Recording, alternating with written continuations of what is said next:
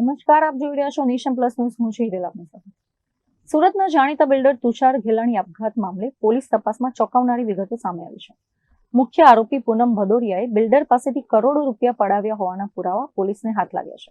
સુરતના બિલ્ડર તુષાર ઘેલાણીના આપઘાત કેસમાં સુરત પોલીસે તપાસનો ધમધમાટ તેજ કર્યો છે. તપાસ અધિકારી એસીપી ZR દેસાઈએ આપેલી માહિતી મુજબ આરોપી પૂનમ ભદોરિયાના બેંક એકાઉન્ટની તપાસ કરતા પ્રાથમિક તબક્કે 92 લાખ રૂપિયાના વ્યવહારો મળી આવ્યા છે.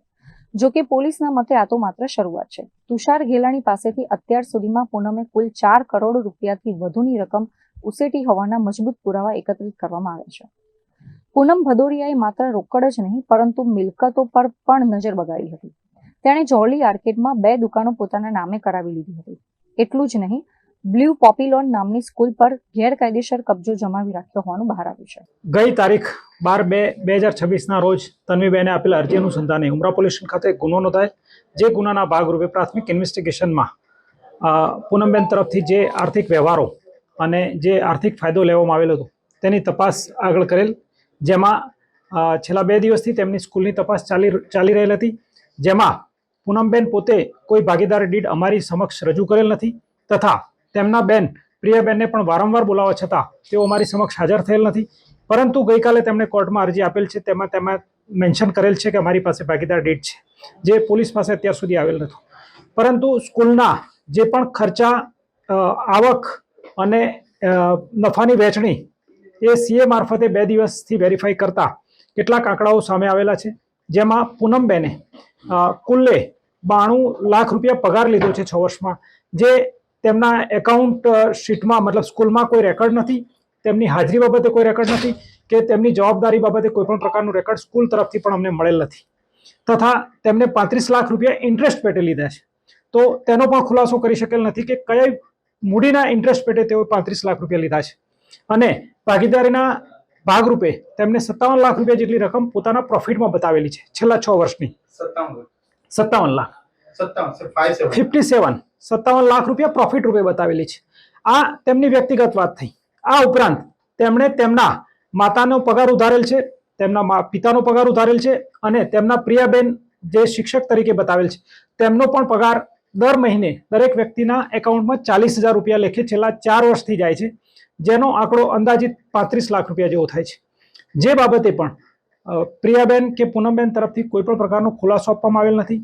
પ્લસ તેમનું શૈક્ષણિક સંસ્થામાં શું રોલ હતો, તેમની શું જવાબદારી હતી કે તેમનું હાજરી રજીસ્ટર પણ ચેક કરતા આ પૈકી કોઈનું નામ મળી આવેલ નથી, જે બાબતે તેમના તરફથી કોઈ સ્પષ્ટતા થયેલ નથી. અને બાકીના વ્યવહારો બાબતે આર્થિક રીતે જે પણ થયેલા છે તેની તપાસ ચાલુ છે. અને પૂનમબેન અત્યારે હાલ જ્યુડિશિયલ કસ્ટડીમાં છે. પ્રિયાબેનને છેલ્લા 3 દિવસથી બોલાવવા છતાં પણ પોલીસ રૂબરૂ આવતા નથી, જેથી આગળ તે શું કહેવા માંગે છે કે શું કરવા માંગે છે તે એમના નિવેદન પરથી વધારે સ્પષ્ટ થશે. પ્રિયાબેન આવતા નથી, પોલીસ શું કાર્યવાહી કરશે? તેમને 3 સમન્સ આપી ચૂક્યા છે. ત્યારબાદ તેમના મોબાઈલ CDR લોકેશનથી ટ્રેસ કરીને તેમને રૂબરૂ બોલાવવામાં આવશે. સર, આજે ડીડ એની પાસે તમામ પુરાવા છે, પોલીસને નથી આપતી પણ કોર્ટમાં જઈને રજૂ કરવા તૈયાર છે. આનું કારણ શું લાગે? જી, કોર્ટમાં એમણે માત્ર ડીડની રજૂઆત કરેલ છે. ભૌતિક પુરાવો તો કોર્ટમાં પણ આપી શક્યા નથી. અને એ તો પૂનમબેન કે પ્રિયાબેન જ કહી શકે કે પોલીસને કેમ નથી આપતા. સર, આ સ્કૂલ કોણ સંચાલક કોણ છે ઓન પેપર? ઓન પેપર સંચાલક એમનું કોઈ જ મેમોરેન્ડમ નથી, માત્ર પાર્ટનરશિપ છે. કોઈ પણ વ્યક્તિની કોઈ પણ પ્રકારની જવાબદારી બાબતે ક્યાં ઉલ્લેખ નથી કે કોઈ પણ વ્યક્તિ ના આર્થિક વ્યવહારો બાબતે માત્ર ડિમ્પલબેન કરીને જે એડમિન છે તમામ સંચાલન એ કરે છે. અને એમનો પણ કોઈ જગ્યાએ ઉલ્લેખ નથી કે એમનો રોલ શું છે અને એમનો પગાર શું છે. એક્ચ્યુઅલ સ્કૂલ કોના નામે છે? પ્રી પ્રાઇમરી સ્કૂલ છે, જેમાં સત્તાવાર રીતે કોઈનું ઓફિશિયલ રજીસ્ટ્રેશન થયેલું નથી અને એમાં પરમિશન પણ લેવાની નથી. પણ છેલ્લા વર્ષમાં, ગયા વર્ષમાં DO સાહેબ સાથે વાતચીત દરમિયાન છેલ્લા વર્ષથી મંજૂરી ફરજિયાત થઈ છે, જેથી હવે કદાચ તેઓ કોઈ પ્રોપર નામથી પરમિશન લેશે. સર, નફાની વહેંચણી કઈ રીતે થતી હતી? નફાની વહેંચણી 50-50% થતી હતી.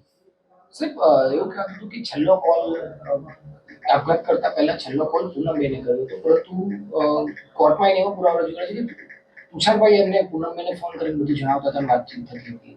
63 સેકન્ડ સુધી વાત ન કરી. છેલ્લા કોલ બાબતે સ્પષ્ટતા કરી દઉં કે તુષારભાઈ અને આ પૂનમબેન વોટ્સઅપ કોલ કરતા હતા, જેથી CDRમાં એમનો કોલ આવેલ નથી. વોટ્સઅપ કોલ માટે આઈપીડીઆરની જરૂરિયાત હોય છે, જે આપણે માગેલા છે હજુ સુધી આવેલા નથી. અને તુષારભાઈ અને પૂનમબેન એકબીજાને વાત કરતા હતા જ, 2 વે કોમ્યુનિકેશન હતું, જેથી કોઈ એક વ્યક્તિ કરતો હતો કે 2 વ્યક્તિ કરતા હતા એવું નથી, બંને અરસપરસ કરતા જ હતા. અને એ આઈપીડીઆર આવ્યા પછી ખ્યાલ આવશે. પૂનમબેને એની ફરિયાદમાં કે અરજીમાં જણાવ્યું કે છેલ્લા પૂનમબેન મારા પિતાને કોલ કરીને હેરાન કર્યા છે, એવું કંઈ તથ્ય?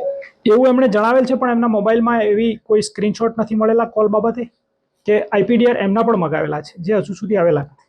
સર, આજે પૂનમબેન છે એમને પણ અરજી કરી છે, એની તપાસ ક્યાં સુધી પહોંચી અને એમાં કેટલા લોકોના નિવેદન લેવાયા? હા, પૂનમબેનની અરજીમાં પૂનમબેનનું નિવેદન લેવાયેલ છે અને એમના જે આક્ષેપ હતા કે ભાઈ ઇન્વેસ્ટિગેશન પ્રોપર તપાસ થાય અકસ્માત મોતની, તો એ પણ તપાસ મહેરબાન સીપી સાહેબે અમારા તરફ કરેલ છે. અને એની જે પણ કોઈ સ્પેસિફિક એવી પિન પોઈન્ટ રજૂઆત નથી કે આ નથી થયું અથવા આ થયું છે. એમની માત્ર રજૂઆત હતી કે તુષારભાઈ આત્મહત્યા ન કરે તેવા માણસ હતા, પરંતુ એ હકીકત છે કે તુષારભાઈ આત્મહત્યા કરેલ છે.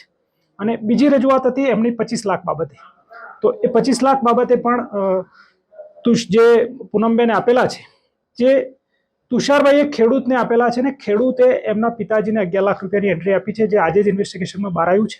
અને બીજા પણ ચેક આપેલા છે, જે ભવિષ્યમાં ટ્રાન્ઝેક્શન થશે તો એ પણ વ્યવહારો બહાર જ્યારે પણ આવશે ત્યારે એનું સત્તાવાર રીતે સમર્થન. 25 લાખ સાલા આપવામાં આવ્યા હતા. 25 લાખ સાલા આપવામાં આવ્યા હતા. પૂનમબેનની રજૂઆત મુજબ તુષારભાઈને મદદ કરેલાનું જણાવે છે.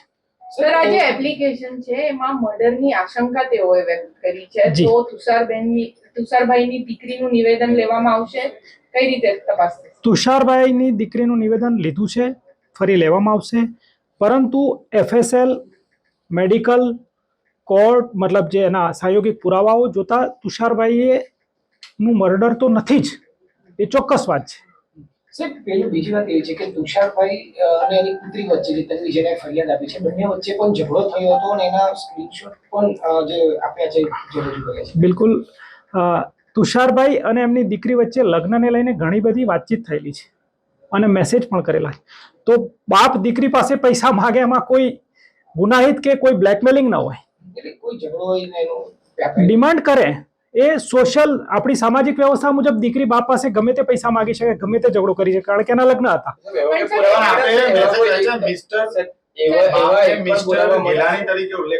એ અર્થઘટન નામદાર કોર્ટ કરશે.